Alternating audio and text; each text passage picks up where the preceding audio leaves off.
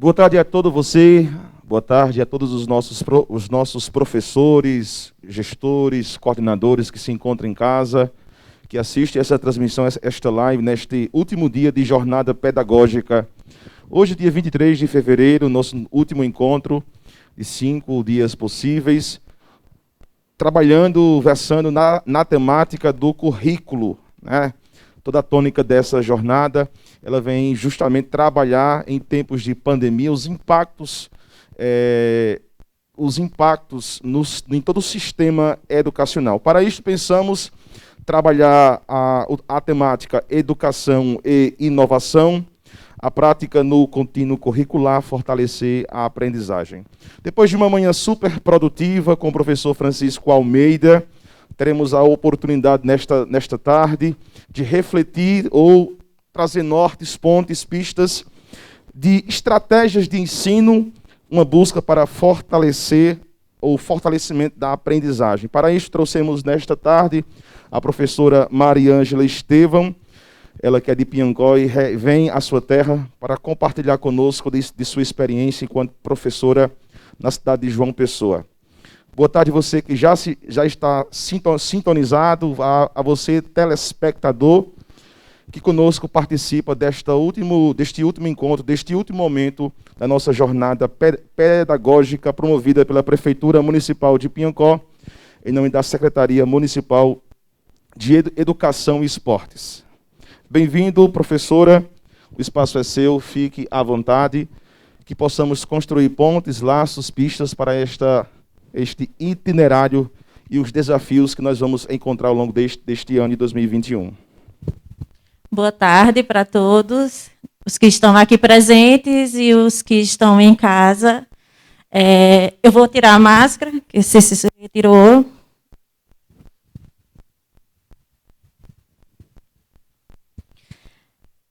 Primeiramente, eu queria falar que eu estou muito feliz por esse convite.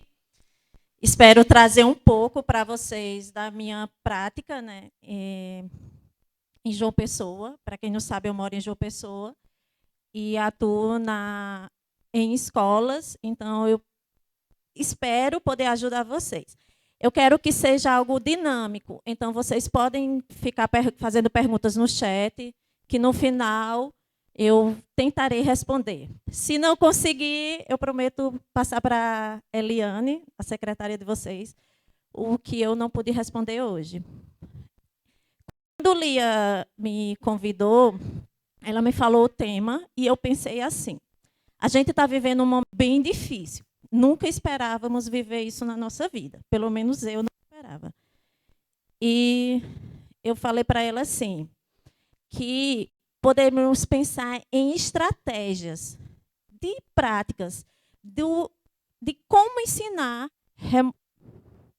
remotamente diante de uma situação dessa. Então, nós não temos estudos científicos ainda.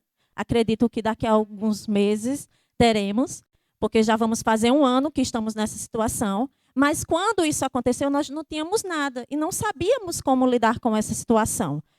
Temos estudos na EAD, mas para ensino superior. Para a educação básica, nós não temos isso. Então, o que eu trago hoje para vocês é um pouco da minha prática, né, do que nós vivenciamos na escola onde eu trabalho. E eu quero que vocês também passem para mim um pouco da prática de vocês aqui, para que juntos possamos construir algo importante para os nossos alunos.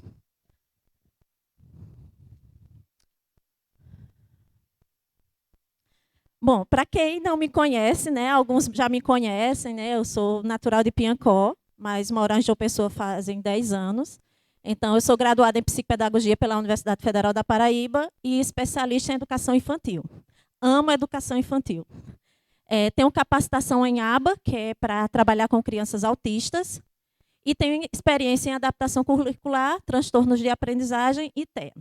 O conteúdo que eu pensei para vocês, eu pensei em 3 momentos. Pensei em falar da família e escola, estratégias e avaliação. Família e escola.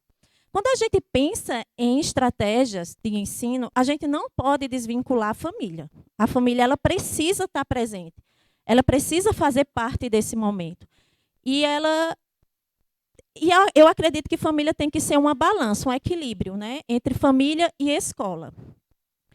Então, para mim, a família tem um papel fundamental nisso, nessa questão do ensino, né? Então, eu acredito que os professores eles precisam muito orientar os pais, dar dicas para os pais de como trabalhar. E antes disso, da ensino dos pais, eu queria deixar essa... Então, a relação família e escola precisa estar sempre em equilíbrio, certo? Eu acho que eu estou sendo um pouquinho rápida, mas eu vou tentar melhorar, né, para vocês. Então, precisa sempre em equilíbrio entre a família e a escola. Quando eu pensei assim, eu tentei imaginar, sendo professora aqui, né, como seria eu passar isso para vocês. Então, quando a gente vai começar um ano letivo, é muito importante a gente, de início, ter uma reunião com os pais. Saber como é essa família, né? Quais são as dificuldades, quais são os empecilhos que essa família tem de poder fazer o conteúdo de poder dar aula, poder ensinar para o filho, porque, nesse momento, quem está dando aula praticamente é os pais, né? Porque nós, enquanto professores, mandamos vídeos e os pais quem vão executar em casa o que nós ensinamos para eles. Então, é uma outra prática que eu tenho muito comum também no consultório, que nós usamos na terapia, é ensinar para os pais de como fazer terapia com os filhos. Porque são eles quem vão estar com os filhos 24 horas do dia. E, nesse momento, a única coisa que nos liga ao nosso aluno é um vídeo, que geralmente é um vídeo curto, que às vezes essa criança não consegue visualizar o vídeo por completo por conta da falha na internet. Então, isso tudo precisa ser alinhado e amarrado com os pais, em um momento de reunião. Eu pensei que essas reuniões elas podem ser WhatsApp, Google Meet, o Facebook, ele também tem uma sala de reuniões. Não sei se vocês já viram. E pode ser reuniões presenciais. É claro, tomando todos os cuidados de distanciamento. Se é uma turma com 20 alunos, tenta marcar reuniões de 3 em 3 pais, com distanciamento social. Tenta fazer vídeo no WhatsApp, ele comporta 4 pessoas no vídeo. Tenta fazer vídeo com 4 pais, depois com mais 4. Então, dizer para vocês, Maria Ângela, existe uma receita de bolo para esse momento? Não existe, porque nós precisamos adaptar as situações. Eu moro numa capital. Os meus alunos de lá não são alunos de zona rural, mas os de vocês são. Então, eu posso trazer as estratégias de lá e dizer que vocês têm que fazer igual aqui? Infelizmente, não tem como. Porque os meus alunos, eles pegam ônibus lotados, coletivos cheios, mas os de vocês, muitas vezes, têm que pegar balsa, canoa, a internet não é boa. Então, a gente tem que tentar pensar nessas situações. Então, as reuniões com os pais, eu acho muito importante para alinhar. Eu acho que uma coisa também bem interessante é combinados com os pais. Eu pensei num checklist. Não, antes disso, eu pensei no que vocês poderiam falar nas reuniões. O que meu filho precisa aprender? Então, assim, quando vocês vão falar para os pais, vocês precisam fazer alguns combinados de início. Vocês podem falar para os pais o que é esperado deles nesse momento de aulas remotas. Então, vocês podem alinhar e pensar assim, o que eu quero que um pai faça nesse momento com seu filho? As aulas serão, por exemplo, todos os dias, às 9 horas, eu irei lançar um vídeo explicando a atividade. O pai tem até o outro dia para me mandar esse vídeo. Então, vocês podem tentar ver com os pais qual o melhor momento para ele fazer essa atividade e talvez explicar para o pai a importância dessas atividades. Mostrar para eles o que os filhos vão aprender no semestre, quais habilidades essas crianças precisam se desenvolver, o que ela deveria já estar fazendo, certo? Muitas crianças têm dificuldades de aprendizagem E os pais, às vezes, não sabem lidar com isso. Então, a gente pode mostrar isso para os pais, tentar ter uma linguagem bem sutil, simples, sem termos técnicos, e mostrar para os pais a importância deles terem conhecimento das dificuldades dos filhos. Um pai, gente, que ele tem conhecimento da dificuldade dos filhos, é muito bom para o desenvolvimento dessa criança. Quando um pai sabe que o filho tem autismo e o pai vai atrás, busca, lê, é uma parceria incrível, tanto com a escola como com os terapeutas. Então, é muito importante nós, professores, educadores, mostrar para os pais essa importância do conhecimento deles. A gente não pode querer o conhecimento só para a gente e achar que a gente vai perder o nosso emprego se a gente estiver ensinando ao pai. Não, a gente não vai estar. Pelo contrário, a gente vai estar somando para a aprendizagem dessa criança. Quanto tempo ele deve estudar por dia com o seu filho? Como devo preparar o espaço? Eu acho muito legal essa questão do espaço. Antes da pandemia, as crianças aprendiam em salas de aula. Agora, elas aprendem em casa. Então, os pais montarem espaços com cadeiras, com uma cadeira, com uma mesa, com o alfabeto, os números, cores de acordo com a idade. Para os maiores, os adolescentes, também um espaço com uma mesa tranquila, com iluminação adequada. É importante. Mas, Maria Ângela, precisa de muito? Não. Não precisa de recursos. Só precisa de força de vontade para a gente conseguir fazer isso. E a gente pode fazer isso como? Mostrando para os pais espaços simples. Na pandemia, eu tive uma experiência com uma mãe.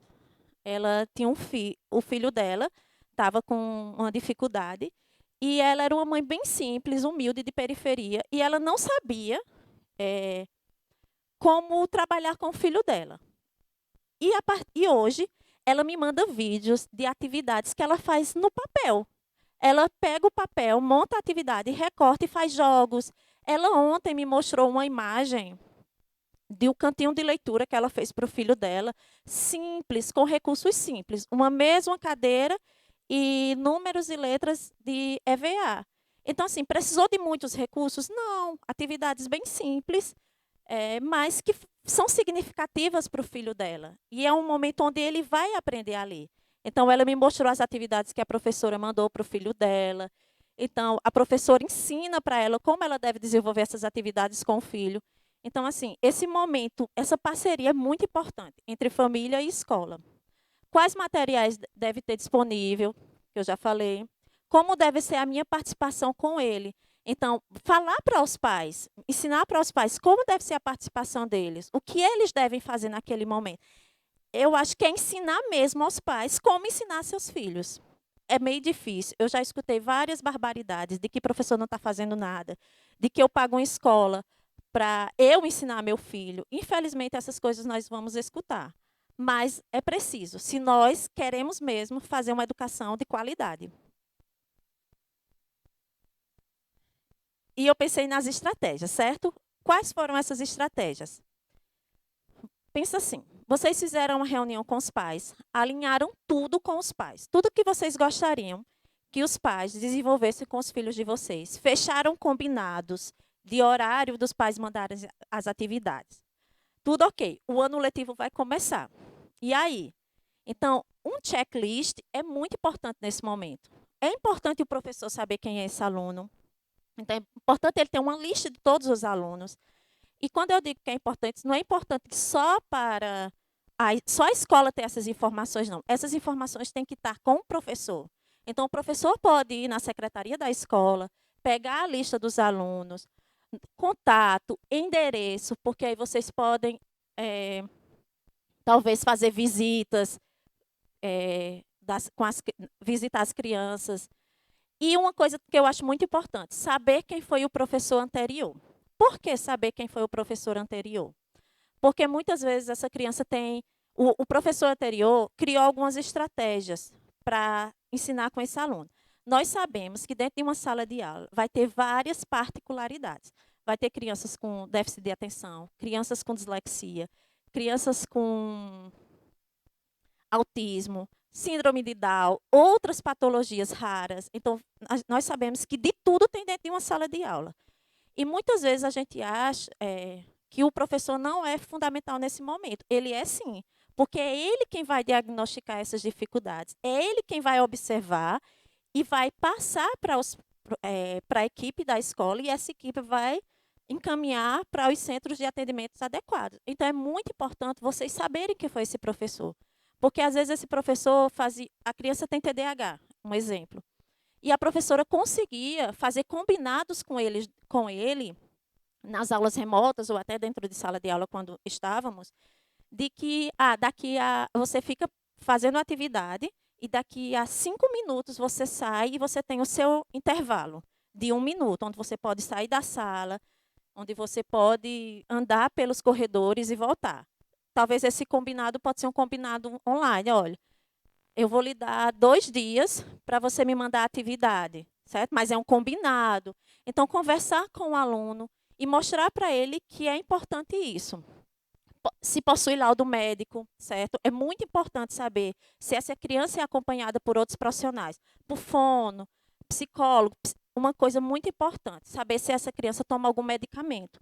Porque, às vezes, esse medicamento vai interferir no desempenho dele em sala de aula. Então, muitas crianças, elas tomam algum tipo de medicamento e que esses medicamentos, às vezes, dão sono.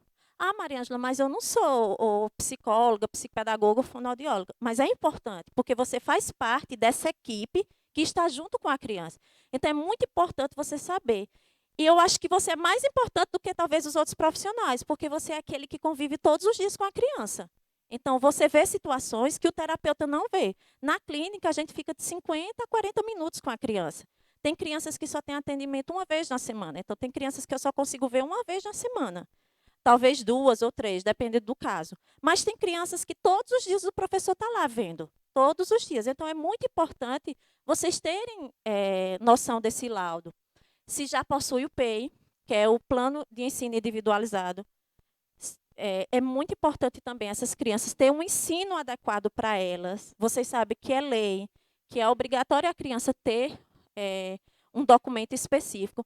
Existe o que é esperado para cada faixa etária, né? Então, um aluno do 4º ano tem todo um programa esperado para aquele aluno do 4º ano. Mas se a criança tem algum tipo de patologia, precisa sim ter um programa específico para ela, com habilidades específicas para ela. Então, isso é muito importante. E se tem problemas familiares, né? Se a criança, se os pais são separados, se os pais são alcoólatras. Uma coisa bem importante, que não aconteceu comigo. Aconteceu com uma amiga minha, que ela mandava atividades todos os dias para um aluno e a mãe nunca respondia. Ela veio descobrir que a mãe era analfabeta.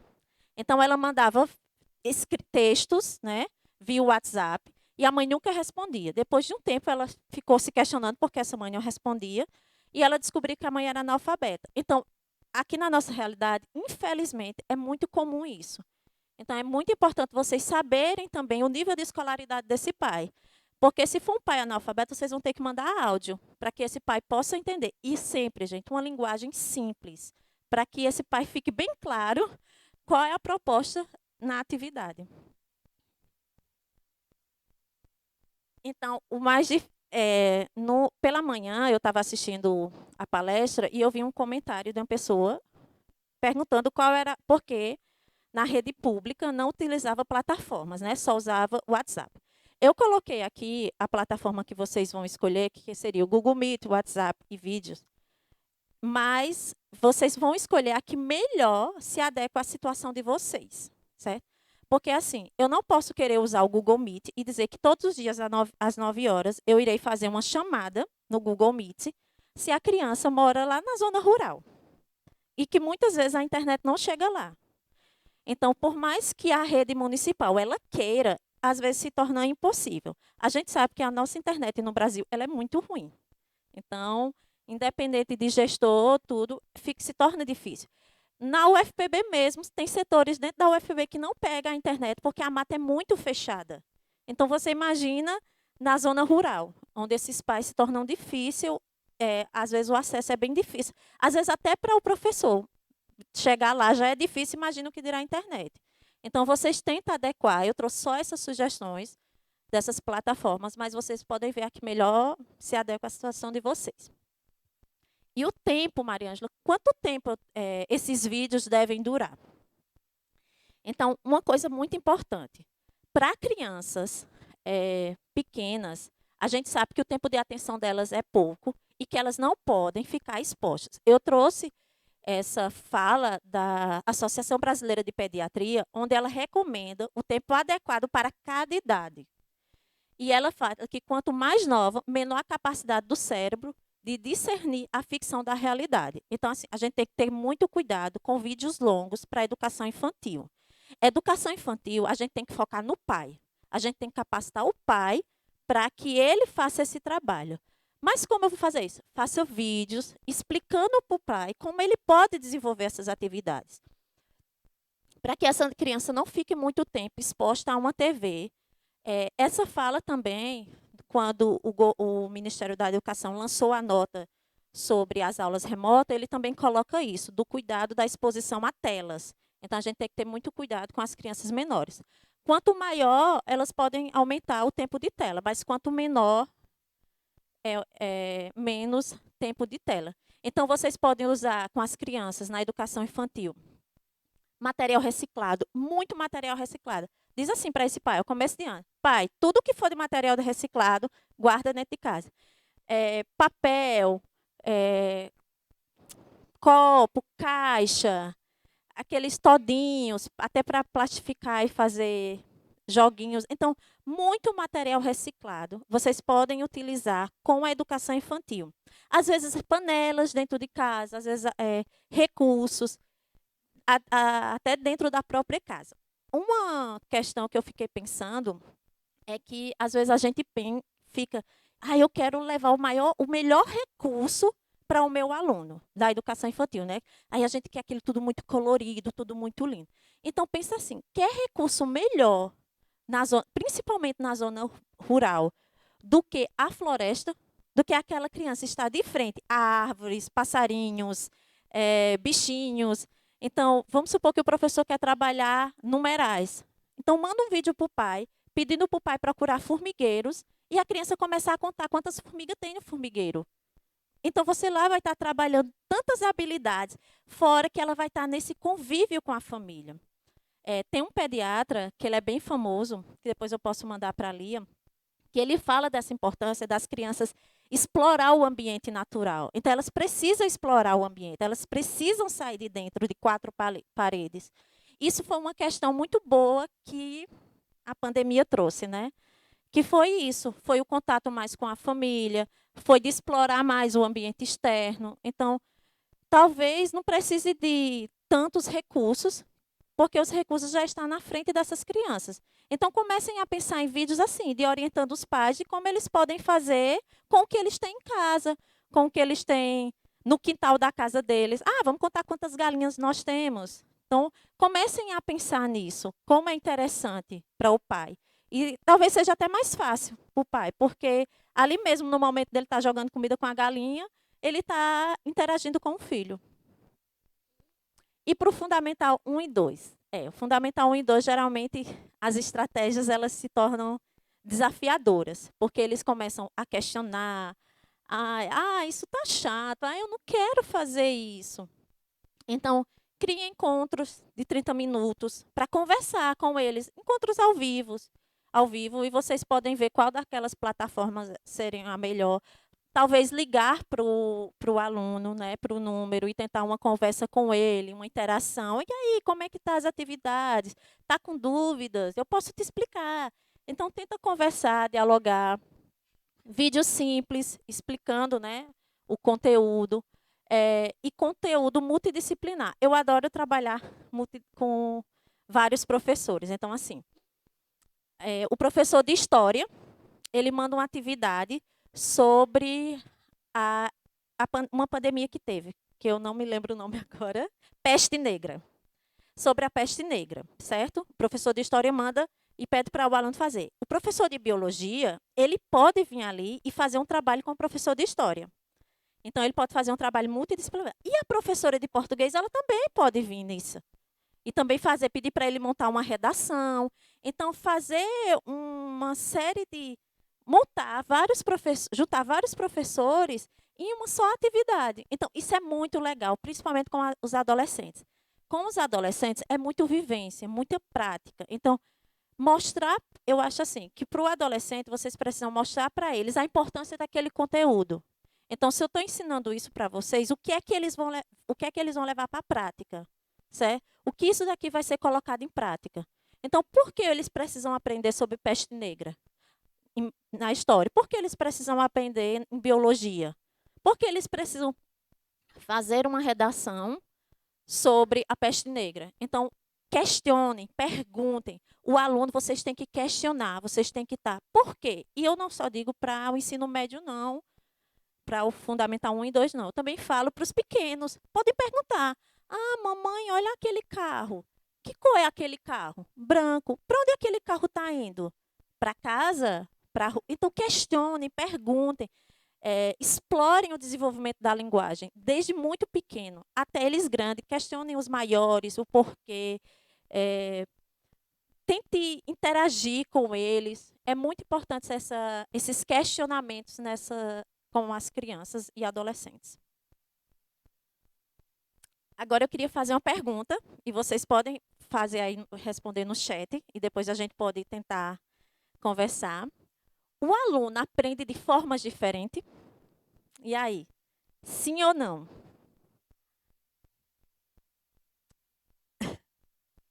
Então, volta ali. Clica na seta.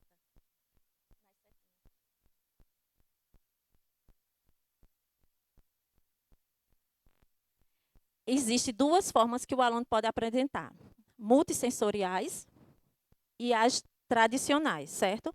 Então, existem alunos que eles aprendem de formas diferentes. O que seria multissensoriais? Que ele aprende através dos sentidos. Eu, por exemplo, eu não sou boa na escrita, mas eu adoro falar, eu adoro me comunicar. Então, se uma professora chega para mim e me pede uma redação, eu vou ter dificuldades. Mas se ela pedir talvez para eu falar, talvez eu não tenha essa dificuldade. Eu adoro questionar, eu adoro conversar. Então, pensar assim, mas eu vou deixar de fazer a redação com o aluno? Não, não vai deixar. Mas você vai usar esse mecanismo multissensorial para trazer esse aluno para você. E para você dizer para ele, eu entendo, eu sei sua dificuldade, mas vamos aqui, vamos tentar esse outro jeito, vamos pensar em uma estratégia. Tem alunos que visualmente é bom, certo? Então, assim, agora tem alunos que aprendem de formas tradicionais? Tem. Tem alunos que, se você trouxer uma aula dinâmica, extrovertida, ele não vai aprender, ele vai querer aquele professor que está lá ensinando de forma bem tradicional. Então, assim, é tentar pensar. Maria Ângela, é muito difícil. Falar é fácil. Eu sei que é difícil. Eu sei que é uma sala com 20, 30 alunos, onde você. E principalmente para os professores do Fundamental 2, onde eles têm várias turmas, com vários alunos diferentes, de famílias diferentes. Então, se torna difícil. Mas foi o que o professor Francisco falou na palestra da manhã. Isso é educação. E se nós decidimos fazer educação, a gente tem que fazer bem feito.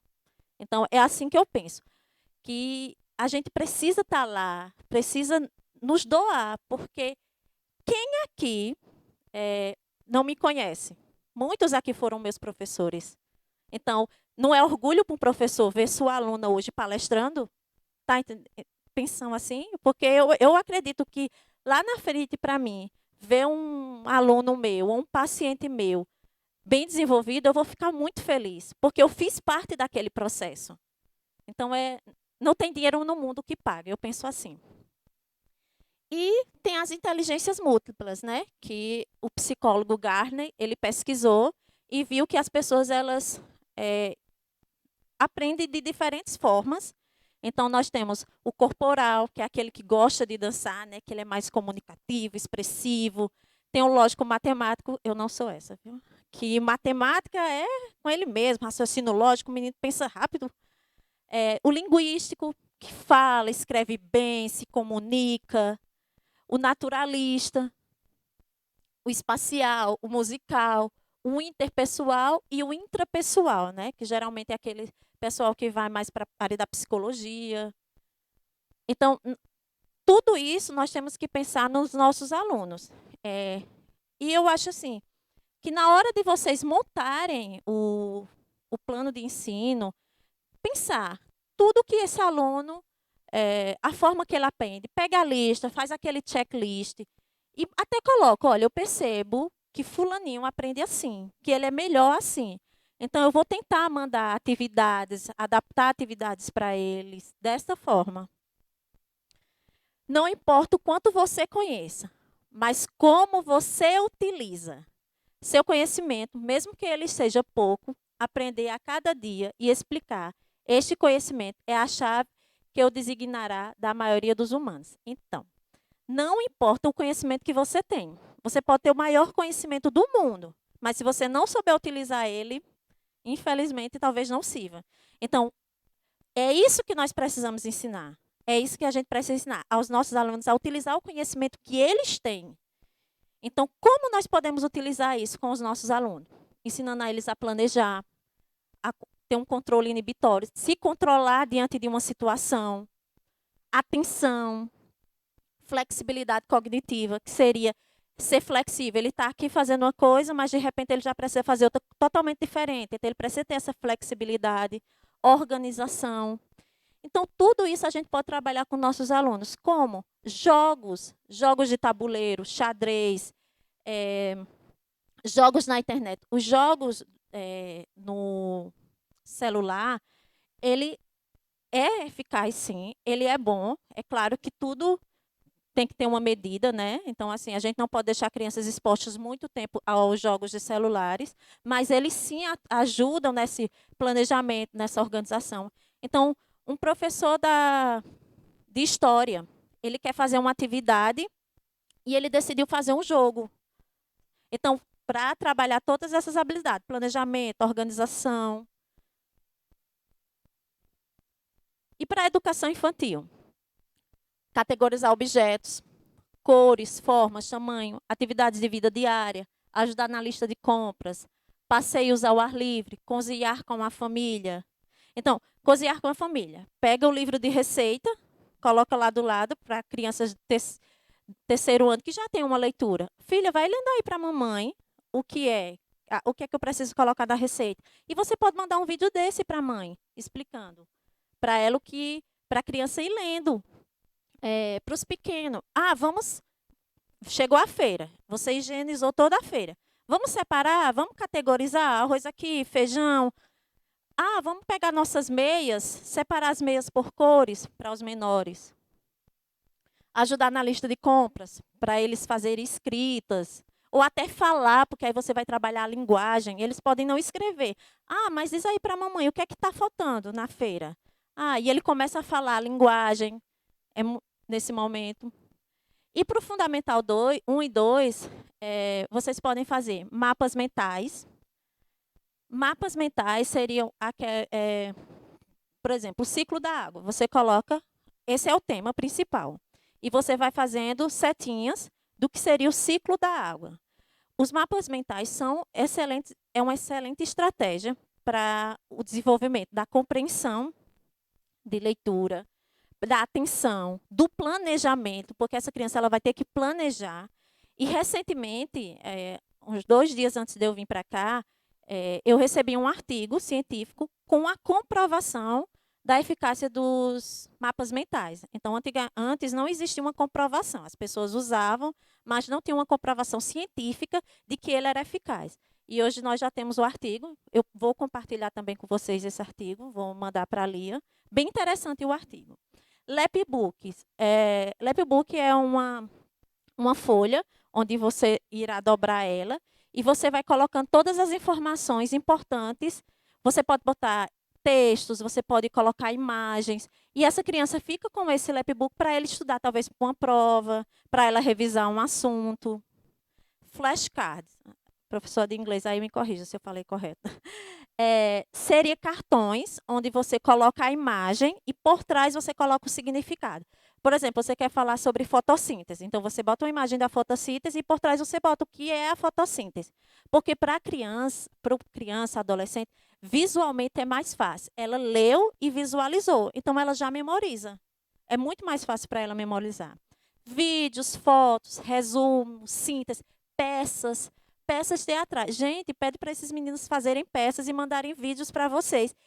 A gente pensa assim, eles são muito bons, esses adolescentes. Eles fazem cada vídeo e colocam no YouTube.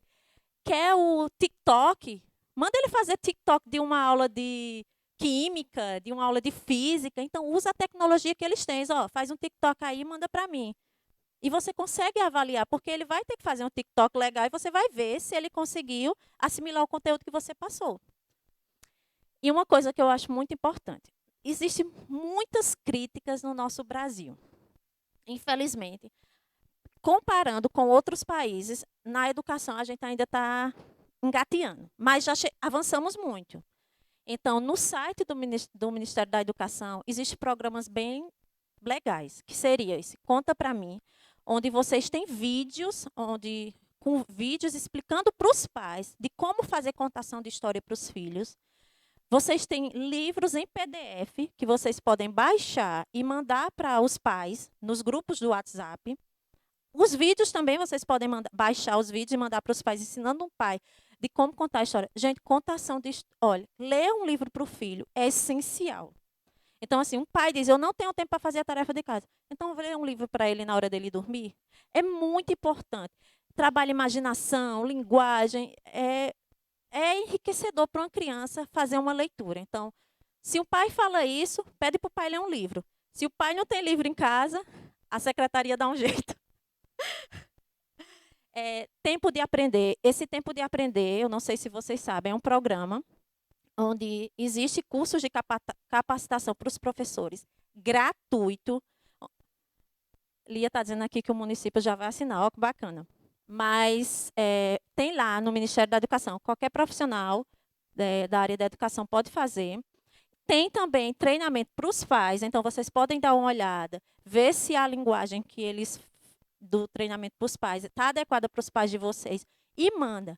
Lá, o Tempo de Aprender, ele usa a estratégia do método fônico, né, que vocês sabem que é o método de alfabetização, que os estudos mostram que é o mais eficaz, né? Então, ele é bem bacana os vídeos, porque é um professor em sala de aula e ele começa a fazer estratégias de atividades onde a criança vai trabalhar rima, aliteração, subtração e adição de fonemas. Então, é bem legal, bem simples, gente.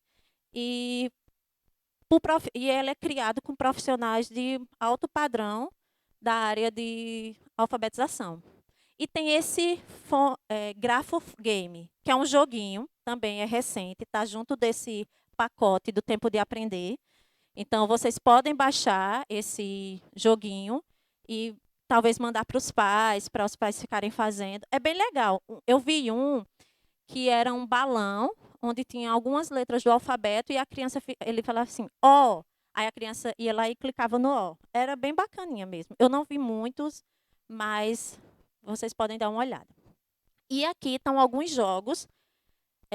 Como eu disse, eu vou disponibilizar esse material, então vocês podem pegar os links e acessar. Então, tem o Kahoot, que é um jogo que talvez alguns de vocês já conheçam, principalmente para o fundamental, a partir do 3º ano do ensino do Fundamental 1, que a criança ela faz perguntas e respostas. É bem bacana esse jogo. Na escola que eu trabalho, as crianças adoram ele. Quando o professor diz, hoje a gente vai jogar Kahoot, eles ficam loucos. Tem o PowerPoint. O PowerPoint não é um jogo, Mariângela. Não, não é. Mas você sabia que nele a gente pode fazer tantas coisas. Gente, eu fiz tantos jogos no PowerPoint que eu estava me sentindo uma engenheira da computação.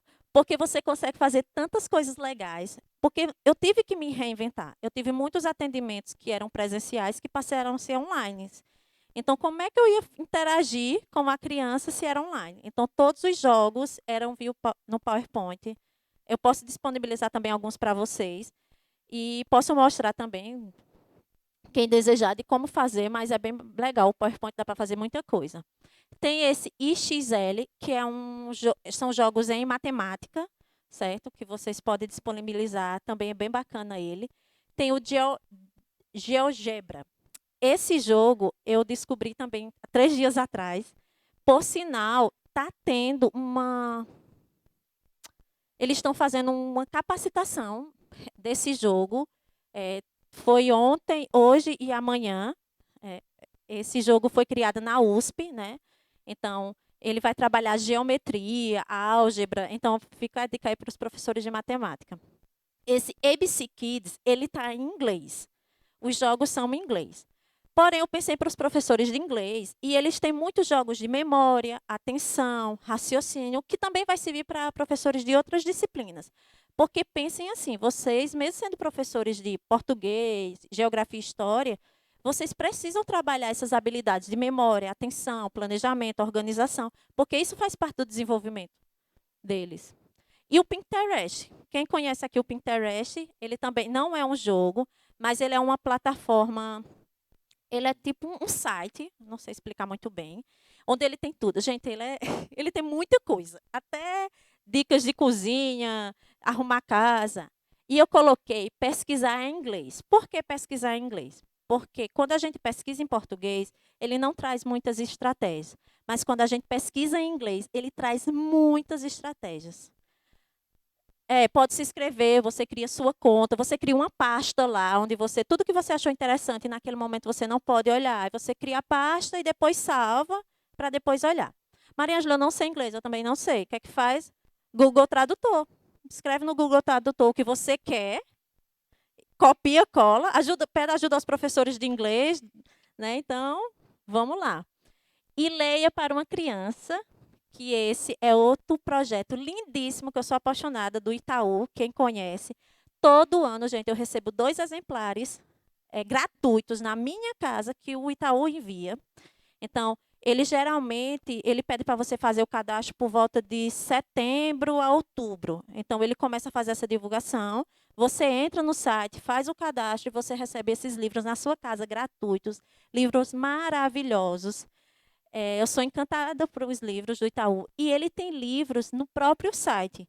E livros bem interessantes, onde você clica no livro, aí o livro às vezes dança, tem musiquinha. É bem interessante. São livros por autores bem renomados. E aí, esse gritinho, os encontros, né? Já imaginou essas crianças vendo vocês em um encontro presencial? Então, vocês podem tentar um drive-thru. Eu botei drive-thru porque era a forma mais utilizada. É claro que essas crianças, muitos não terão carros, mas vocês podem fazer encontros. Passa em frente da escola, a gente vai estar lá e vocês fazem aqueles balões. Eu vi algumas escolas particulares daqui que eu sigo fazendo isso e eu achei bem legal. E a prefeitura pode também fazer isso. Então, vocês botam balões, pedem para o menino passar em frente, vai dando tchau. Vocês podem montar kits, umas caixinhas para entregar. Vocês podem fazer isso em datas, por exemplo, na Páscoa, no São João, procurar datas comemorativas, onde a criança só passando, né, para não ter o contato físico. Kit de massinha. Gente, não precisa nem comprar. No YouTube, tem muitas formas de fazer massinha. Então, vocês podem pesquisar no YouTube, vocês podem fazer a massinha e disponibilizar essas massinhas. Vocês podem fazer disponibilizar as receitas para as mães. Gente, massinha, principalmente na educação infantil, vai trabalhar muito a motricidade fina, que é essencial para a escrita. Então, a mãe está com dificuldade, não sabe o que fazer, ensina essa mãe a fazer massinha, pede para ela fazer massinha lá e começa a trabalhar a motricidade com os filhos.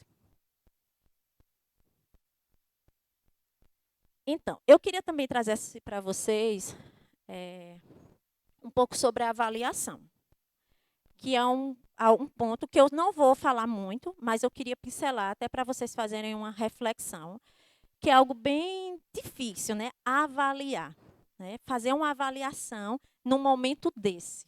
Como é difícil. Então, quando vocês forem fazer a avaliação, vocês façam essa pergunta. Qual a função da avaliação?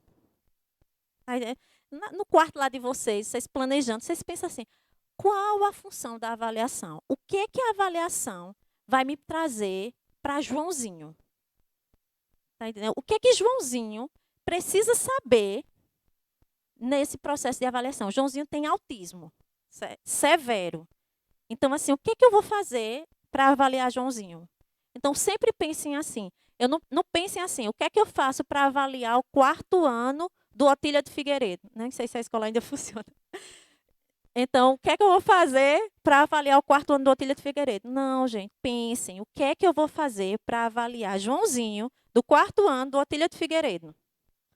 Tá entendendo? Então, pensem no aluno. Maria Gilmar, eu vou adaptar as provas, a avaliação para todo mundo? Sim. Infelizmente, sim. A gente precisa adaptar. Se a criança tem uma dificuldade, se você percebe que ela tem algum tipo de transtorno, ou se você percebe que ela é uma criança que não aprende das formas tradicionais, é preciso adaptar. Porque o que é importante é uma nota ou conhecimento. O que é importante? Eu tirar 7 em matemática ou eu tirei 7 em matemática. Mas lá na frente eu consigo desenvolver muito bem a matemática. Porque eu uso outras estratégias que o professor na prova não utilizou. Então, a gente sempre tem que pensar assim na hora de avaliar. Verificar o processo de aprendizagem. Muitas vezes vocês sabem que a ansiedade, ela atrapalha muito em uma prova. Então, o nome prova já assusta muitas vezes, principalmente para os alunos maiores. Os pequenos, às vezes, eles nem entendem direito prova. Então, assim, às vezes a criança... Pensem assim, esse adolescente, ele é tão bem dentro de sala de aula, ele conversa, ele questiona, ele faz as atividades, ele me envia, ele participa no Google, na plataforma, né, que vocês escolherem para dar aula. Mas na prova ele foi tão ruim. O que será que está acontecendo? Então, pensem no processo de aprendizagem dessa criança. Está entendendo? Mas, Maria Angeli, lá na frente, o Enem vai cobrar dele. Sim, o Enem vai cobrar. Mas lembre que o Enem é uma prova multidisciplinar. Então, você está fazendo uma prova aqui de biologia, que lá talvez o conteúdo tenha a ver com química, com história, com português. Então, vocês têm que preparar esse aluno desde a educação básica até o final, quando ele chegar no Enem. Mas isso é possível na escola pública? É sim. É possível sim. Eu trabalho em uma escola particular e muitas das coisas que nós fazemos lá, eu diria que 70% não precisa de dinheiro. Precisa de força de vontade dos professores. Ah, mas os professores de escola particular ganham melhor do que o público. Tem professor da rede municipal de João Pessoa que ganha muito mais do que um professor particular. Porque lá, se ele tiver doutorado, talvez ele chegue a ganhar até 5.000 reais. Porque aí vem a questão das gratificações. Então, não é uma questão de dinheiro, é uma questão de força de vontade. Ah, mas é um recurso. Sim, qual é o recurso? Uma tecnologia, um jogo. Sim, hoje a internet mostra para a gente que é possível a gente fazer isso. Então, o que precisa é força de vontade. Uma fala que o professor falou, que eu acho que é muito importante. Ser educador não é fácil. Principalmente em um país onde nós não somos valorizados. Eu digo educador, todo mundo que trabalha na educação, desde do porteiro até a Secretaria da Educação. Então, ser educador do Brasil não é fácil. Nossa, tu é psicopedagoga? Não, ai, que pena. Né? Já olha com o olho torto, né? Então, assim, mas quando você ama aquilo, quando você faz por amor, não importa o que você é. Tá entendendo? Você está fazendo por amor. Quantos médicos você não já se deparou que ele não tem humanidade? Então, você percebe que ele não fez medicina por amor, ele fez por dinheiro. Então, se você fez a educação por dinheiro, eu acho que é melhor procurar outra profissão. Porque toda profissão, seja ela qual for, a gente tem que fazer por amor. O dinheiro é essencial? Sim. Mas é aquilo que você vai fazer durante toda a sua vida. Então, você já imaginou, você está dentro de uma sala de aula e você não gosta, você não suporta os alunos. Então, talvez dê oportunidade a outros que gostem, né? Então, educação é muito difícil, mas quando se faz por amor, é muito prazeroso. Qual a dificuldade do meu aluno? O que ele sabe? O que ele não sabe? O que eu quero que ele aprenda? Quais recursos utilizar? Então, façam essas perguntas. Se questionem o que eu quero com o meu aluno, o que eu quero que ele aprenda. Sabe? É muito difícil fazer isso, talvez, nesse momento também. Porque eu percebo que a gente está tão preocupado com os protocolos, tão preocupado, que a gente está esquecendo da aprendizagem. Porque é muita coisa, é muita informação, é tudo muito novo. Mas a gente já provou que é possível, né? Eu vi muitos vídeos de professores daqui, que eu sigo no Instagram. E eu fiquei muito feliz com tudo que eu vi. Vídeos lindos, cenários maravilhosos, cenários que eu vejo sendo feito em capitais de alto padrão, que a educação é top. Por exemplo, Curitiba, a educação de Curitiba é muito é top, né? Então, eu vi professores de lá utilizando estratégias que vocês também utilizam aqui. O professor falou que o YouTuber ele tem muita coisa, mas a gente precisa selecionar. Uma dica que eu dou para vocês é estudar, sempre. Nunca deixem de estudar. E não é estudar, gente, em qualquer página da internet. Artigos científicos, o FPB, o USP, o próprio site do Ministério da Educação. Procure artigo científico, pesquisa. O cara foi lá, passou um ano em uma cidade aplicando uma estratégia de ensino. E, no final, ele percebeu que a estratégia era eficaz. Então, é isso que vocês têm que estudar. É isso que vocês têm que procurar. Se questionar. Façam grupos de estudo. Por exemplo, pega uma professora do Otília. Gente, eu não lembro outra escola. Do Luciano. Duas escolas aí do quarto ano. Oh, vamos montar um grupo de estudos. Vamos questionar o que os nossos alunos precisam aprender. Então, estudar é a melhor forma de vocês chegarem onde vocês querem, que é a aprendizagem da criança, dos adolescentes, crianças, né?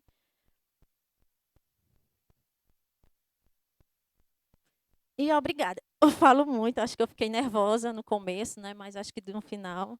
Então, eu quero agradecer e vou tentar responder as perguntas, né? Se eu não souber, eu depois passo para a Lia. O meu contato vai estar no arquivo que Lia vai enviar para vocês, junto com outros materiais que eu vou mandar para ela. Então, vocês podem falar comigo. E o que eu não souber, eu vou tentar estudar e a gente junto vai construir, né? Porque a educação é isso. É juntos, ninguém sabe tudo. A gente junto vai montando o quebra-cabeça, né?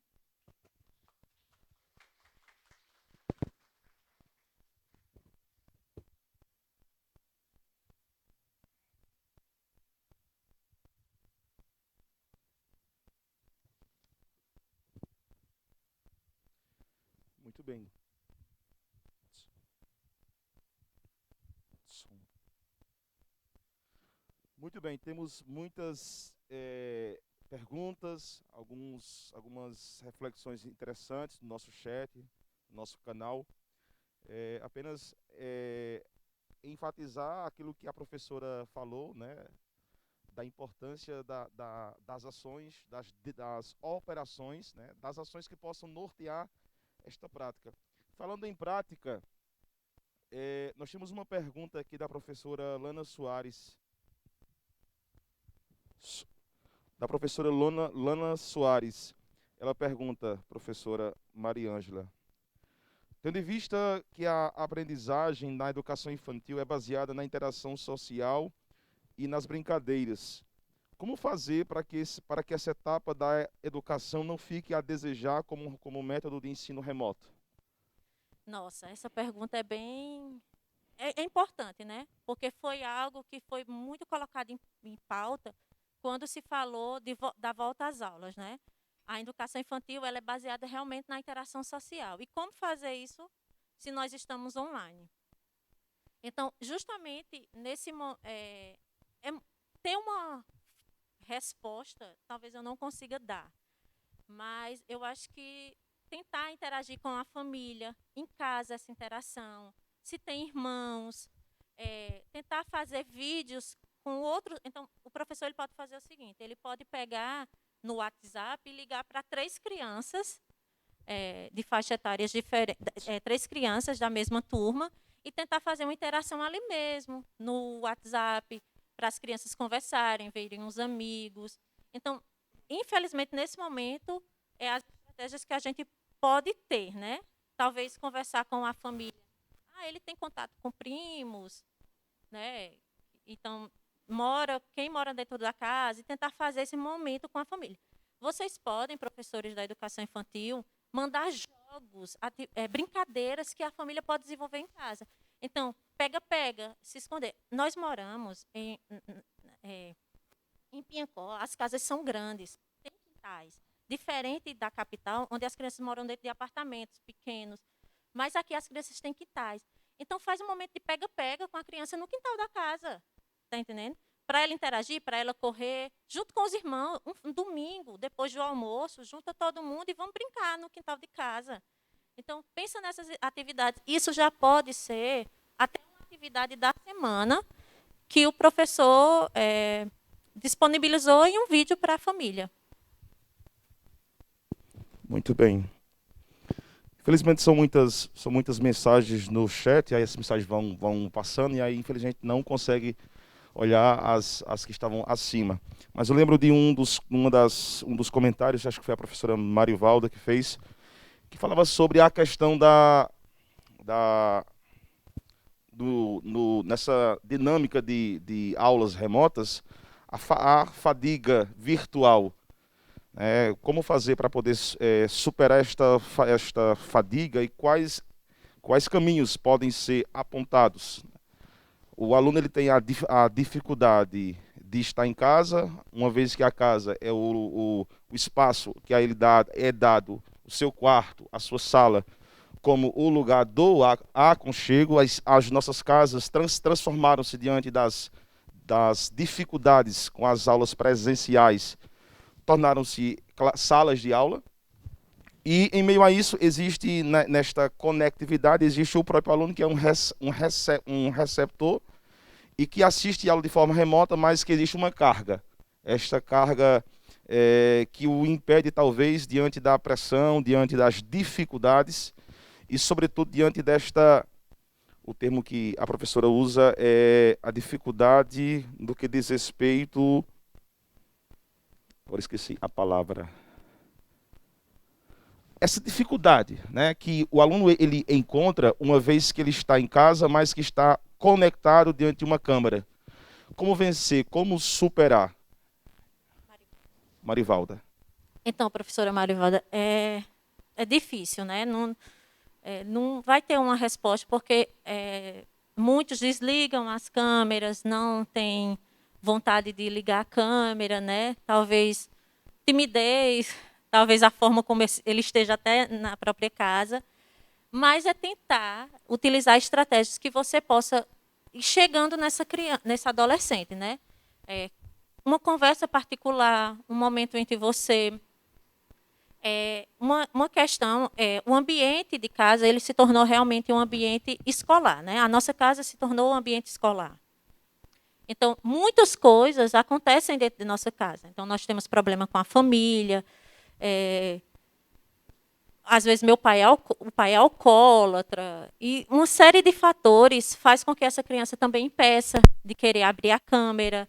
Ela não se sente à vontade com o ambiente que tem na casa dela. E os outros vão estar vendo esse ambiente. Então, tentar entender isso. Uma coisa também que eu acho interessante é que a secretaria ela pode tentar criar uma parceria com eu não sei se aqui ainda é o CAPS, né, com atendimentos psicológicos, para tentar ver o que tem por trás dessa criança, talvez até um psicólogo entrar em uma chamada de vídeo, conversar com esses adolescentes, tentar puxar, nós temos que puxar eles para a gente. Ter uma resposta, eu não vou conseguir ter, porque realmente é muito difícil, eles não querem abrir as câmeras, mas é tentar chegar nesse aluno no particular. Eu acho que o mais interessante, o termo que ela usou, mas eu acho que o mais interessante dentro desse cansaço virtual, essa fadiga, é talvez identificar qual a origem. Porque nós, veja bem, nós temos uma sociedade altamente avançada, né? Contudo, existe uma grande resistência em meio a esses aspectos, né? De uma sociedade que está a anos-luzes, mas o comportamento é outro, a resistência é outro. E talvez uma das respostas seria identificar qual a causa desse cansaço virtual. Porque o próprio aluno, ele consegue ficar, por exemplo, a noite inteira em jogos. E da mesma forma, o jogo virtual, ele causa essa fadiga, esse cansaço. Talvez seja uma das formas de entender a produção e a qualidade das aulas. Uma coisa é você pegar uma aula remota, a qualidade, a didática, a metodologia, todos os instrumentos usados, e promover dentro de uma sala de aula ou da edição de um vídeo um conteúdo que chame a atenção de tal forma que o aluno ele possa estar atento. Ou você pega, por exemplo, às vezes dentro de uma complexidade produzir uma aula, você vê uma aula e aulas, existem aulas e aulas. Talvez um dos elementos para esse diagnóstico, né, o que gera essa fadiga, talvez seja aquilo que chamamos hoje na psicanálise de síndrome do pensamento acelerado. Talvez a síndrome mais, mentalmente, a mais prática, mas a menos conhecida. Que as pessoas pensam assim, estamos muito desmotivados, estamos muito, não posso falar, estamos muito traumatizados, e talvez a origem dessa fadiga esteja atrelado ao fazer, né? Nós temos hoje uma geração que, do ponto de vista estrutural, é a melhor dos mundos possíveis. Já diria Leibniz, né? Filósofo da modernidade. Este é o melhor dos mundos possíveis. Se você for fazer um quadro pandêmico, a gripe espanhola matou 50 milhões de pessoas. A pandemia do novo coronavírus não chega nem a 2 milhões, eu acho que, em número de casos. Mas por quê? Porque nós temos uma sociedade altamente evoluída. Uma sociedade que despertou a sensibilidade para o conhecimento. E a informação, ela salva vidas. Então, nós temos uma sociedade altamente, a melhor dos mundos possíveis, mas ao mesmo tempo nós temos, e ela revela, um homem altamente fragilidade, uma raça humana, uma espécie humana extremamente frágil, vulnerável. Então esse cansaço, esse fardo que os alunos, os professores estão tendo, talvez tenha as suas origens na forma como ele tem vivido também.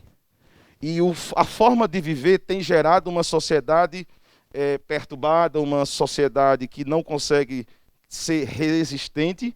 E o produto disso tudo vai ser o quê? Esta fadiga virtual que gera ou interfere na qualidade da aprendizagem, porque se eu estou cansado, eu não tenho produtividade. E aí eis o grande desafio que o ensino remoto, ou que o sistema como um todo precisa se readaptar. Faço menção aqui àquilo que o professor Francisco disse hoje. O ensino remoto não é uma forma de substituir o ensino presencial, ele é único. O ensino remoto nada mais é uma nova ferramenta para, em meios de isolamento social, o sistema dá conta, né?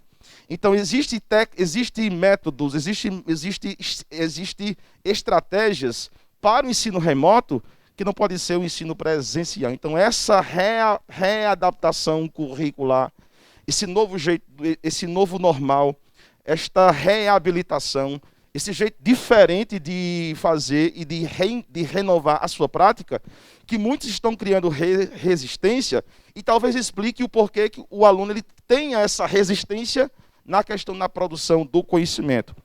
Não faço aqui um juízo de valor, mas seria interessante nós pensarmos que tipo de aula eu tenho produzido, que tipo de conteúdo eu tenho feito, quais são as estratégias que eu uso para, por exemplo, diante de uma aula remota, cativar o meu aluno tanto quanto no presencial. Então são essas coisas que são gargalos, desafios, mas que nos desafia, e é um dos ócios do ofício do professor. Ele sair da zona do conforto, e aí não fazendo aqui nenhum tipo de juízo. Sair da zona do conforto não é dizer assim que eles não fazem nada.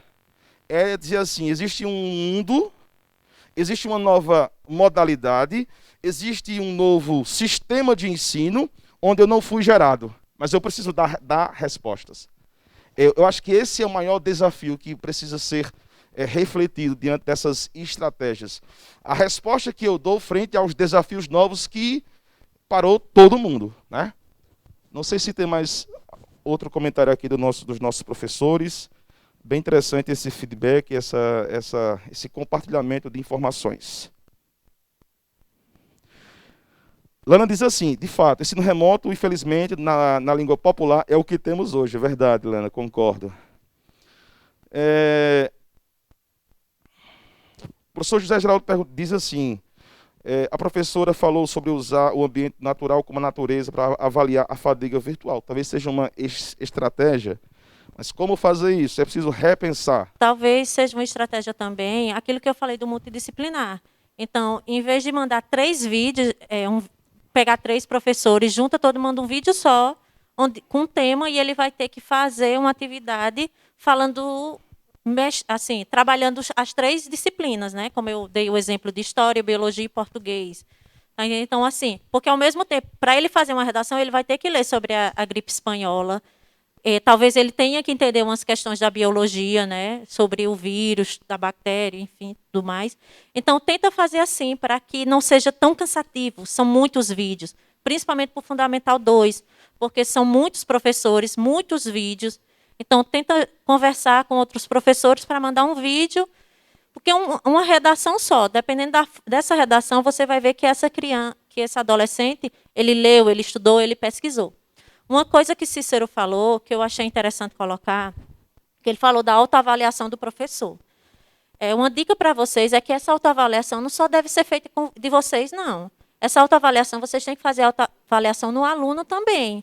Então, montem uma autoavaliação, preencha e peça para eles se autoavaliarem. As crianças, elas precisam ter essa estratégia, porque no momento que eu começo a me autoavaliar, eu começo a perceber que eu não estou boa nisso, que eu preciso melhorar. E isso vai ser bom para ele lá na frente, certo? Lá na faculdade, para ele compreender e admitir que está errado. Opa, eu não estou bem aqui, eu preciso melhorar. Porque é uma estratégia que nós precisamos ensinar. Então, uma dica para vocês é não só se autoavaliar o professor. Coloca o aluno para se autoavaliar, os pais também para se autoavaliar, quando para vir reclamar. Ah, que não está sendo assim. Chame ele no particular e conversa, vamos pensar, por que não está dando certo? A gestão. Então, essa autoavaliação não só deve ser feita com o professor, mas com toda a equipe, aluno, pai, família, todo mundo. Se tratando dessa relação família-escola, e talvez aí entra o papel da família, aí talvez seja um dos grandes gargalos que a gente tem. Nós temos, comumente, no nosso município, famílias extremamente vulneráveis, desestruturadas, que geram uma desestruturação psicológica no próprio aluno. E isso interfere no próprio rendimento em sala de aula. E a gente sabe que essas relações interpessoais, a forma como o aluno ele é gerado, ele trava. Existe esse mecanismo que, infelizmente, tratando de família, e aí acho que você falou, não sei se foi Francisco, foi você, dessa importância da presença da família dentro da escola, mesmo em tempos de pandemia. A gente tem tido, por exemplo, uma dificuldade na nossa rede, dos pais irem às suas respectivas escolas, conversarem com seus gestores, para poder até renovar sua matrícula. Então a gente vê o quanto é desafiador da presença dos pais como responsáveis ou responsáveis diretos, porque a escola tem esse papel importante, esse papel social na formação, mas existe essa leitura de que sozinha ela não consegue só, porque a disciplina ela se dá dentro de casa. Coisas básicas, formas operantes de ser, pensar e também agir, são dados diante da educação que você recebe. E aí, às vezes, a escola tem essa ferramenta de talvez seja além de um lugar da produção, ser também o lugar onde você vai também, talvez, educar, conversar, orientar. Por isso que se tem como proposta curricular dentro da BNCC, projeto de vida. O aluno ele já deve sair dentro dessa estrutura um pouco já direcionado, né? Falando nisso, a gente então queria perguntar, pegando aqui os comentários dos nossos professores que estão em casa sintonizados e sincronizados. Como fazer para que a família ela esteja mais presente dentro do espaço, da própria comunidade? Porque a escola tem o seu papel, os professores têm a sua missão, mas também sozinhos eles não dão conta. Nossa, que pergunta difícil, porque família, dependendo, é bem complicado, né? Assim, você fazer uma educação se a família não é parceira. Então, enquanto o Cícero estava fazendo esse comentário, falando, eu fiquei refletindo assim, que quando a gente vai tentar trazer essa família para a gente tem que primeiro buscar quem é essa família. Porque o professor Francisco falou uma coisa de autoestima. Então, de que muitas vezes você não consegue, você é burro. Então, nós professores, temos um papel importantíssimo em tudo o que nós falamos. Nós temos que ter muito cuidado na nossa fala, porque essa fala, ela leva consequências para a vida inteira. Então, a gente pode parar para pensar assim, será se esses pais não tiveram falas desse tipo? Você não consegue, você é burro, você vai arrancar toco o resto da sua vida. Será se eles não ouviram isso? Eu acho que sim. Então, vamos parar para pensar que talvez esse pai seja um pai assim, que ele pensa, eu arranquei toco o resto da minha vida, meu filho também vai arrancar toco junto comigo. Para quê? Tá tão bom, eu tenho uma casinha, uma vaquinha. Tá. Então, esse pai, ele vai pensar assim, e o que nós podemos fazer para trazer essa família? É mostrar para esses pais a importância. Mostrar como? Através de exemplos. Mostrar para ele o quanto o filho dele é bom. Olha, você quer isso para o seu filho, ele é tão bom nisso. Então, é tentar conversar. É um trabalho de formiguinha. É um trabalho cansativo, mas que é importante. A família e a escola, ela precisa estar juntas. Porque uma coisa muito importante na sociedade de hoje é que a família ela coloca a obrigação da escola de ensinar coisas que não é da escola. Então, respeito, educação, religião, partido política, isso não é função da escola, isso é função da família. A família é quem tem que orientar seu filho, a família é quem tem que educar, a família tem que ensinar, obrigada, licença. A escola ela só vai reforçar. O que a criança vai aprender na escola? Português, matemática, ciência. Então, a escola ela precisa saber o papel dela e a família também precisa. E a gente, enquanto escola, precisamos mostrar para essa família o papel dela. E como é que nós mostramos? Explicando, conversas. Talvez tem pais que a gente precisa sim ter uma conversa pessoal. Então, insistir bastante. Gente, tem um material que eu sou apaixonada, que se chama Disciplina Positiva. Ele tem vários livros. Aí tem um livro que é Estratégia de Disciplina em Sala de Aula.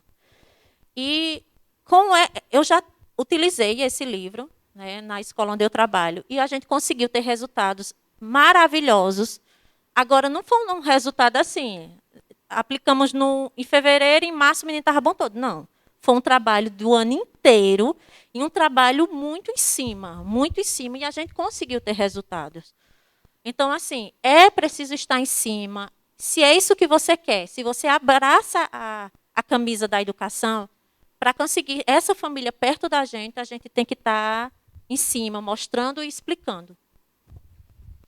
Muito bem, estamos aqui com a professora Mariângela, que está conosco nesta tarde, refletindo a importância das estratégias na questão das práticas, né? Agradecer a todos que estão em casa, que nos acompanham através do nosso canal do YouTube. Professora, uma vez eu li um livro, agora faz tanto tempo que eu li o livro, uns 6 a 7 anos, que agora eu não recordo o nome do autor e o nome do livro. Mas eu me recordo com muita precisão o contexto. E tratava sobre práticas, né, práticas de docência, né? E o livro, a tônica é sobre práticas. E ele recorda a história de um filósofo chamado Descartes. Descartes, para quem não sabe, é o filósofo moderno considerado o pai do racionalismo. E Descartes morre, está entre o século XVII, ali, XVI, XVII, morre. De repente, Descartes sai do seu caixão e vai para o século XXI. Veja, Descartes está ali no auge do racionalismo da filosofia moderna. Mas chega no século XXI e René Descartes se depara com um contexto educacional absolutamente diferente daquele que ele vivia. E diz o livro que ele chegou em várias escolas e ele viu que ali não cabia a ele. Chegou numa outra escola, a estrutura didática, a estrutura logística, todas as ferramentas, as ações, as estratégias eram totalmente incompatíveis com aquilo que ele entendia. Qual é a moral da história? Depois de bater em várias escolas e ver que não tinha vaga para ele, ele chegou à conclusão que o seu método de ensino ficou no século XVII. O que isso verbora? é que talvez as nossas estratégias, a nossa didática, ela não tenha acompanhado a dinâmica, que é o fluxo do curso, da própria mudança, que a própria sociedade ela impõe. Existem muitos professores que resistem a isso. Não estou falando aqui da rede de Piancó, mas assim, no contexto geral. Um dos grandes desafios para os gestores é talvez incultar ou insurgir nessa prática para que o professor ele se adapte ao século XXI, mas sendo professor do século XXI e não do século XVIII. Que tipo de conselho, que tipo de ferramentas, que tipo de nortes você dá para o sistema, assim, qual é a sua leitura? De fato, nós temos ainda professores com a mentalidade e a prática do século XVIII? Que tipo de leitura você faz a respeito? Temos, infelizmente, não é só aqui, ou em qualquer outro lugar nós vamos ter professores com esse ensino ultrapassado. A minha dica, a minha orientação é o que eu falei no final, estudar. Eu vou fazer uma pergunta. Um médico, um advogado, ele quando se forma, ele para de estudar? Não. Ele estuda sempre. Porque as coisas vão mudando. Então, antigamente, como era que se tratava... Eu lembro que eu vi um vídeo... Gente, eu falei muito sobre a peste negra, mas foi um vídeo que eu vi. E eu fiquei horrorizada. Então, eles falam as estratégias, né, que eles usavam a máscara e a evolução que nós tivemos, né? Então, eles estudaram, a tecnologia, você vê hoje muitas inovações com câncer, você vê inovações na área odontológica, no direito. Então, por que o professor também não pode estudar? Ele tem que pesquisar, entendeu? Ele precisa estudar, ele precisa procurar uma ferramenta eficaz, onde tenha estudos científicos comprovando as estratégias. Então, é isso que vocês precisam, estudar. A dica que eu dou é continuar sempre estudando. E nunca parar, nunca parar. Estudar é o essencial e é isso que vocês têm que passar para os alunos de vocês também. Muito bem. Então, mais uma vez, agradecer à professora Mariângela pela presença, pela participação conosco nesta tarde. Essa tarde de bastante interação, reflexão, socialização de conteúdos. Agradecer a Mariângela pela sua presença, pela sua vinda de João Pessoa, né? Retorna hoje. Então, a todos, a você que esteve conosco, nosso muito obrigado. A casa é sempre sua. Quem sabe outros momentos como este possa acontecer.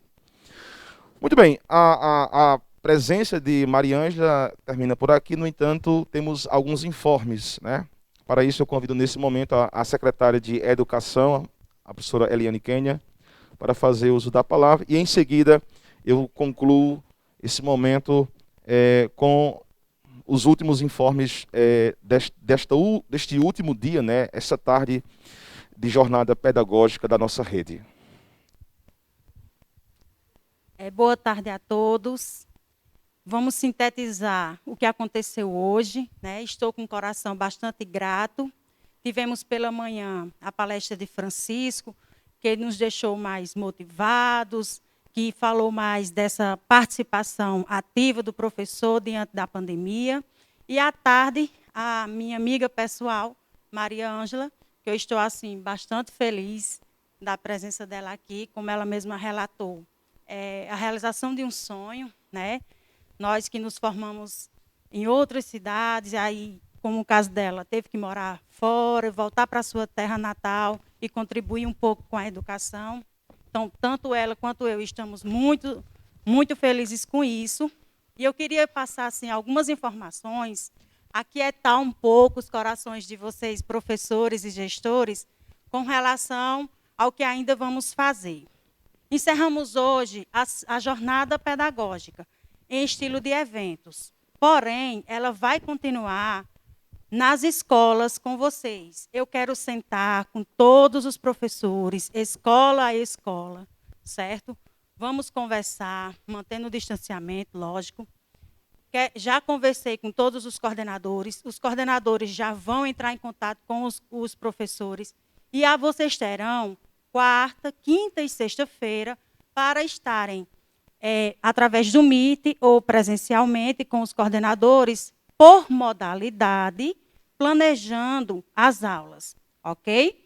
Então, não necessariamente amanhã vocês precisarão já estar com tudo pronto. Não, vocês vão ter quarta, quinta e sexta para ir criando os grupos junto com os gestores, certo? Ver qual aluno que está fora, qual que trocou de celular, todas essas mudanças que a gente precisa fazer. Ainda temos algumas inconsistências no quadro de professores, por questões que tivemos que fazer trocas em algumas disciplinas, em algumas pessoas de escola para escola, isso é normal e natural, certo? Então, esses 3 dias servirão para que a gente vá atualizando, planejando o retorno às aulas que serão remotas, tá ok? Quero agradecer demais a presença de vocês na palestra, dizer a vocês que depois vocês vão ver, vocês estão representados aqui através de fotos, certo? Nas cadeiras, eu fico até um pouco assim emocionada, porque, infelizmente, não podemos estar juntos fisicamente, porém, eu estou bastante feliz e otimista, porque acredito que o objetivo da Secretaria da Educação de Piancó, ele foi alcançado em poder passar para vocês hoje um momento de reflexão, um momento de atualização, de conversa. Todas essas estratégias são sugestões, vocês vão ver no arquivo que eu vou enviar os links que vocês vão poder trabalhar. Então, assim, é bastante norteador para o que a gente precisa no momento. E dizer que põe à disposição na Secretaria da Educação para quaisquer necessidade, certo? Vamos conversar, vamos resolver todas as querelas que precisarem serem resolvidas, mas tudo em prol de uma educação melhor. Muito obrigada e fiquem com Deus. E para concluir esse momento, então, a você que está em casa, que nos acompanha, a você, professor, gestor, coordenador, essa pequena porção que está aqui, que faz parte da equipe técnica e pedagógica da nossa secretaria. Eu queria, então, concluir esse momento, é importante a ser feito, agradecer a nossa gratidão à Prefeitura Municipal de Piancó, na pessoa do nosso prefeito, Daniel, por todo o apoio restrito, a toda a logística para que esse momento acontecesse desde o último dia 18. Agradecer à Secretaria Municipal de Educação e Esporte, a toda a equipe técnica, a toda a equipe pedagógica, a equipe diretiva de esportes, enfim, a todo o pessoal que esteve conosco desde o planejamento, a execução e até esse momento. Agradecer à Secretaria de Comunicação do município pelo apoio logístico e pela cobertura, na pessoa do amigo Diego Nunes e Diego Lúcio. Também agradecer a Leal Filmes, na pessoa de Ed Carlo e Queixada, pela infraestrutura e pela montagem do cenário. Então, a esses nossos guerreiros, esses grandes homens e pessoas que nos possibilitaram para que nós pudéssemos levar até a sua casa com esta infraestrutura de qualidade. E por fim, e não menos importante, deixar uma frase do grande filósofo brasileiro Mário Sérgio Cortella, que é para todos nós referência dentro de uma filosofia brasileira, em que ele diz assim: faça o teu melhor na condição que você tem, enquanto você não tem condições melhores para fazer melhor ainda. Então, um forte abraço a todos, fiquem com Deus e lembre-se, a educação ela é e deve acompanhar o fluxo da inovação. Fortalecer a aprendizagem na prática do contínuo curricular. Um forte abraço, Deus nos abençoe, nos dê sabedoria para vencermos os desafios que estão por vir.